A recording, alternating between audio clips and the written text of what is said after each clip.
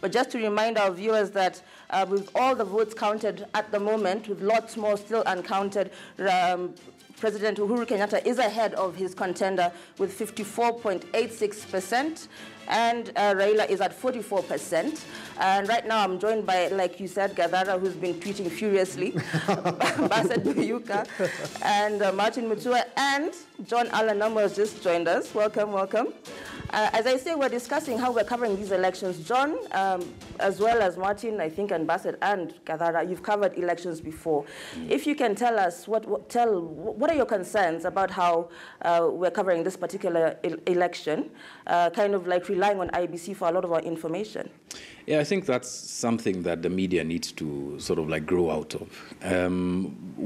It's, of course, because of the hangover of 2007, what happened, and 2013, what was called the militarization of peace, where you're told to preach peace to the extent that you actually don't report the facts. That's something that the media needs to be able to grow out of. But I think, to be fair, it takes a number of things, not just editorial guidelines and stronger support for the people who are higher up in the editorial chain, but it also, quite frankly, takes money. You know, it takes money to be able to roll out the number of people that you need on the ground at every polling station.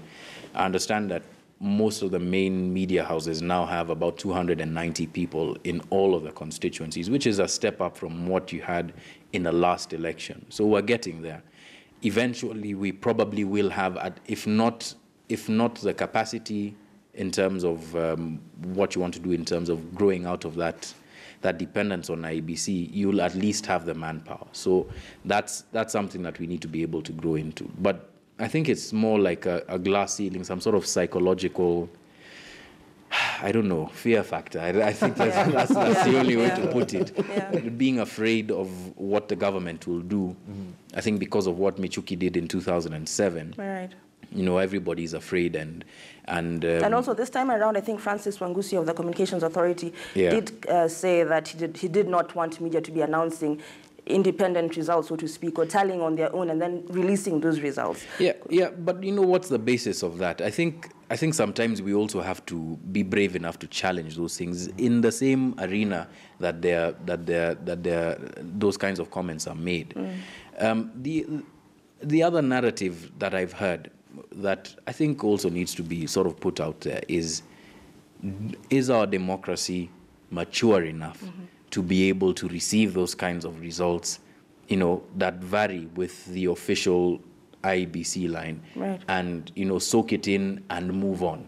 You see, because that's a wider question. We can talk in circles here as media, but there's a wider context in which we live that we have to sort of accept, which it's kind of sad and almost contrarian for me to say this here, right, but it's true. We do live in a context, and you need to be able to accept that perhaps in some quarters, in some pockets of this country, that hearing one narrative from the media and then hearing another from the IBC would create a clash that would wind up on the streets. Right. Yeah.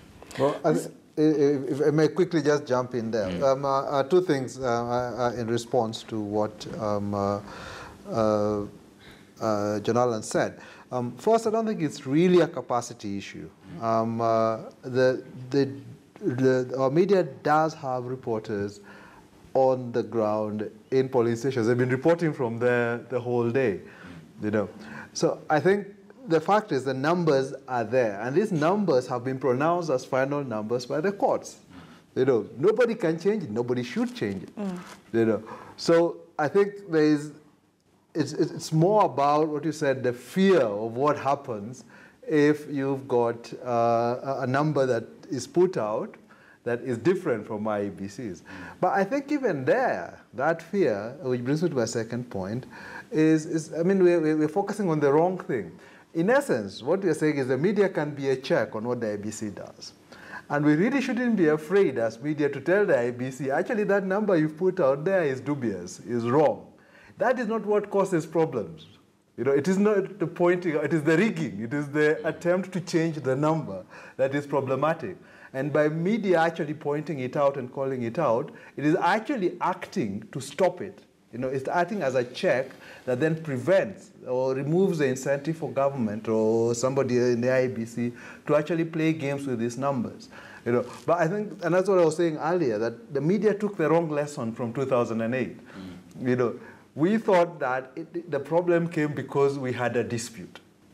That wasn't the problem. The problem was somebody was trying to steal the election. That's what caused the whole issue. But as John Allen says, Gadara, though, there is a fear factor. Whether you like it or not, you can't run away from the fact that around election time, people get jittery.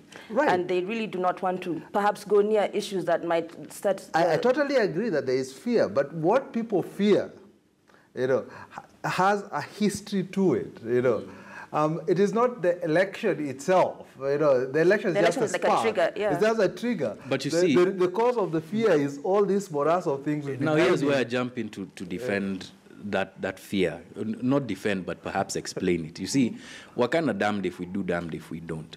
In 2007, you had people on the ground counting alongside party agents as well as the ECK at the time, right? And then I think every media house had its own tally, and which were fairly close to one another but differing from the ECK at the time, right? Then the violence takes place. And because of perhaps some of the perceived wrongdoings of the media before that election, you know, partisanship, what have you, then that became conflated with the announcement of those results as being this one big conspiracy that the media was a part of, which was not true, and I agree with you. But you see, what that made us do was sort of color within the lines. So the IBC says this, you must report this. Because if you report that, you become ostracized. And being ostracized these days is a new form of being threatened. You understand? Right. Nobody comes to your house with a gun. They'll just go to, they'll just send 100 bots to you on Twitter and just make you a social pariah and you'll never work in this town again. You understand? Yeah. And that has an effect. I think sometimes we need to be able to be accepting of those things. That has an effect, and it builds and it builds and it builds. And in a day and age where there's so much sensitivity around brands, both personal and institutional brands, that kind of narrative being painted against you at a hyper-political time like this can be extremely damaging. So I understand the fear. I can even explain it to an extent. I just think that we need to grow out of it, you know. But that takes a certain amount of courage, and I'm not going to say what I said another time. Let's go ahead and say but it's a certain kind of courage that I think is lacking, maybe. Well, yeah, we kind of lost our mojo in 2007, and reclaiming it has more than just being courageous, but also being, I don't know, being more on the ball with more stories. I don't want to just dominate this, but fundamentally media needs to be honest, you know, and that is its job, is to be honest, is to say, this is what the number is at the polling station. You know, if IBC is reporting a wrong number, you know, then we've got to point it out and say. True. Another way of being honest, and when it comes to the reporting, is to the question that Yvonne raised, you know, what I was tweeting about, is you have something you're calling an exit poll. But an exit poll is specifically meant to ask people, how did you vote? Yes. So that then you can try and predict what the outcome of the election will be. But all we are getting are all these other questions other than that particular one. Which perhaps comes to Martin's point you were making about how the results are trickling in. And I believe John also said this about where are the results for the MP, Member of Parliament positions, because they're being counted. We already know some of them because we have access to the IBC website. Why isn't the media reporting those? And you had a feeling that this kind of situation is actually going to create more tension than the other type of reporting which you can explain that happened in 2020. Absolutely. Julie, this is the only election that I've not covered since '97. I've covered all the other elections. And the media was going up, was getting to grow and grow every other minute. And even in both ways, even the IBC was doing very well, and the media were both growing well. If you look at the Isaac Hassan team in the last elections, we had the results trickling in after 5 p.m. and they would be displayed. And you would know which polling center, which constituency would do that. I think the current IBC should have been able to build on that, as well as the media on this side, we had reported so well during the last elections. Right. We did not to be cowed, should not have been cowed, and like being the current reporting for me is the worst ever that I've ever seen in the media. But I can tell you for But were we free. not cowed in 2013, Bassett? No, we perhaps? weren't. I was in the media. We weren't cowed. Right. We did so well. We covered. There was all these intimidations, yes, but we did so well under those circumstances. What I'm saying is that by now we have 290 constituencies. Right. We have 47 county. We don't even have one. I don't even know any one member of parliament. Not even one MCA. Julie. Let me tell you how we used to do this in the media. Right. We would plan ahead before the elections.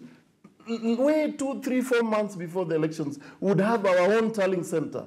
We would have reporters in the polling centers. I believe they are there.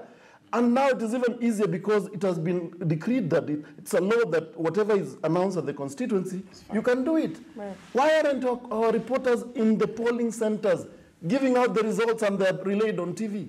What is the problem? What is the fear in that? Perhaps it's a hangover from 2013 where the fear was that we might go into another violent situation. By reporting what has been announced at the constituency? Also given that, as I said, Francis Wangusi did say that, and I know it's not the law. You do not report to Francis Wangusi. I know it's not the law, but there's some kind of implicit intimidation happening there. Yes, there is. Of the media doing checks and There could be, balances. but Julie, from where I look at this, there's nothing to fear but fear itself.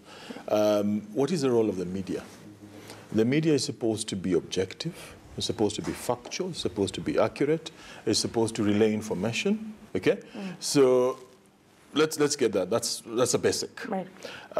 Here we are, and Martin's been in my ear all evening about this, you know, and he's saying, why are we not getting the constituency results? Right. What's happening? Listen, IEBC did something very good in the run-up to this election. They broke down the streams to 700 people each, isn't it? Which means that every counting center is counting at a maximum 700. Assuming 100% turnout, okay? How long does it take you to, if I give you 700,000 now, how long will it take you to count? Maybe all of 10 minutes, right, or less.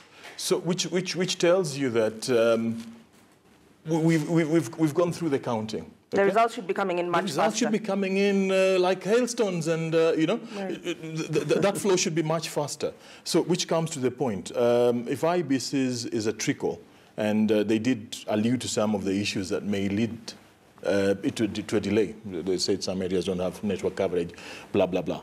Okay, you talked of Wangusi, Communications Authority also should have highlighted this actually earlier, you know. But having said that, we are at a situation here where we sit and wait. But that's not good. And as John Allen said, media has the resources. And you see, we're in the age of citizen journalism. Right. You can be able to get people at all the 40,000 plus polling stations to send you these results. You can have your own tally. It's not for the purpose of declaring the election. It's for purpose of checks and balances. Right. You can have it. IBC will have the final word, because they'll have the final word by law. But you can have yours for checks and balances. And where there is a discrepancy, the media should not be shy to highlight it and point it out. But you can only do that once you have your backup. Right. And your backup is only in being able to have the results yourselves. Yes. Now, if we are all waiting for that website, okay, that famous website, to chime those numbers, yes. One of the things I've seen there which is very interesting is rejected ballots. Right. And it's saying something like 149,000. That's way on the higher side. Yes. And we should be asking the IBC, what are these? Are these people who cast the ballots into the wrong ones? Because they gave us all these 6 big, long, very bigger than A4, isn't it? Today they were quite big, and you had to cast. Are there some people who could not do the proper coordination and put in what? 149,000 is that's enough ballots to actually turn an election. Yes, because of shift. Yes. Julie, just a quick example. We are at the center of town. This is Tarehe constituency, and the tallying center thing is somewhere around here. either at Kariakor, somewhere, or Catholic parochial. No media house has told us they cannot be able even to tally for a member of parliament for Starehe. All the media houses around here have checked.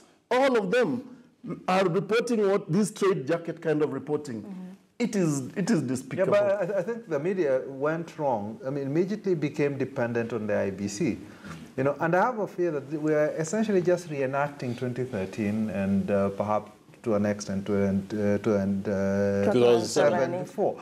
You know, that as we're not learning lessons. You know, Linus Kaikai said in 2013, after the election, after the entire debacle coverage, that we overtrusted the IEBC. What do you call this? You know, this regurgitation of the numbers IEBC is giving you, as when you actually have reporters who can tell you this is what the numbers are. I think perhaps go back to root causes and back to Alan's fear factor. Yeah. But we can. I know that in our exit poll, or as we're asking people how they voted, most of them were saying they voted on the issues, cost of living, the economy, corruption, and things like this. And ethnicity was very low on their list, so they say. But we all know that ethnicity is a very big factor in how people vote, and how perhaps the fear also stems from an ethnic place where you the thing, my man needs to be in office, and the historical injustices that have happened to certain communities that feed into this kind of election frenzy. You were talking about how you live with your neighbors in peace for 5 years, but come election day, you're being told you must be peaceful, and you're wondering why. So what are these? What are the root causes that kind of feed into our election coverage? John, wow, hey, that's a big question. Okay, I'll attack it. I'll attack it on a few fronts. Contextually, I think we also need to step back over the past, I'd say even 10 years, and look at the kind of engagement that we've been having with the public as a media. From 2002 up until about 2007, there was a high level of trust, high. 2007, it started to decline. With the advent of social media, when there were more watchdogs and more people making commentary, people like Gadara, who stepped out of newsrooms and started to hit, even like when you're on the same show, the guy is preaching about you know. Hitting from outside. Exactly. And that kind of scrutiny. That also opened up, that sort of like, the mask slipped a little bit for the media. Yeah. And it exposed quite a number of the problems that we've had, from corruption to training to just not reporting and following the stories. And that erodes trust over a couple of years. So that when we come to an election where we should be providing not an alternative, but a factual account, a factual record of what's happening on the ground, then people say, but hey, but you guys missed this story, you got this story wrong, you guys were, singing, how did Gado depict us, in a choir somewhere. Don't remind us. You understand? And that kind of erosion has an effect on where we are today. So from the point of view of the media, I think the past 10 years have been really instrumental in how the public perceives us. But historically, in terms of the narrative around fear in elections, I think that's something that goes way back to pre-colonial, colonial, and independence. If you think about words like Luya, Kalenjin, those really are terms that became part of the Kenyan lexicon in, I think, the mid-40s to the 60s, right? When you had to have a name for people who speak similarly and group them in a certain way. And it was the easiest way to be able to mobilize for certain actions that the colonial government, the colonial state wanted to do. And when you step into independence and you find this system in place, if it ain't broke, don't try and fix it. And so the leaders that took up the mantle at that time used the same means to be able to mobilize support, because every politician needs a base. And in Kenya, and to a large extent in Africa, that base is tribal. Speak to me in my language, you speak to my heart. And the problem with that, because it happens everywhere. You'll go to Boston, you'll have candidates who mobilize around Irish voters. You know, you'll have guys who respond well to the Rust Belt in the States, and in any part of the world. That's something that I don't think we should be ashamed of, or we should even shy away from. It's the lens. So it's an us versus them. These guys have been in power. These guys have been out of power, and then using that as, you know, but isn't that a valid argument to say that some communities have been excluded from power, so to speak? But if you really think about it, how many in those communities have been excluded, right? Mm-hmm. Like let's put this out like in a real example. The Kikuyu, for instance. Right. How many Kikuyu are real beneficiaries of the largesse of the first regime? You know, it's a small sliver of a percentage. Right. It's really the use of, you know, we are being targeted by a very small select number of people in leadership to say that, yeah, by the way. Now, the problem is that when it's repeated over and over again, the community starts to buy into that, you know, and again... Are you saying that it's not a valid point for people to make? No, I don't think to the extent that an entire community was this large beneficiary of the largesse of the state, mm-hmm. I don't think that's 100% true. Well, it's not 100%, but what I would say is, I'm sorry to interrupt. Yeah. If you read the TJSC report and then look at history, I mean, it's clear that certain communities have been, as a group, marginalized. Yes. You know, and others have, as a group, tended to get more benefits than others. And you know why? That has happened. Sessional paper. Right. Sessional paper, yeah, true. Yeah. But what the sessional paper did, and where I totally agree with you, is it entrenched the inequalities that had been created by the colonial extractive state. Mm-hmm. In a sense, you're very right when you take back, you understand that the reason we fear elections, now, elections are just a spark. What's under it, what actually burns. Right, Gadar, we have to come back to that, and you can unpack the sessional paper for us when we get back. But right now, crossing over to Linda Ogutu at our Mombasa Road studios. Linda, what's cooking in your kitchen? My kitchen has a lot. Julie, thank you from our City Center studio. Thank you so much. So in studio, we have Barack Mulukoza, political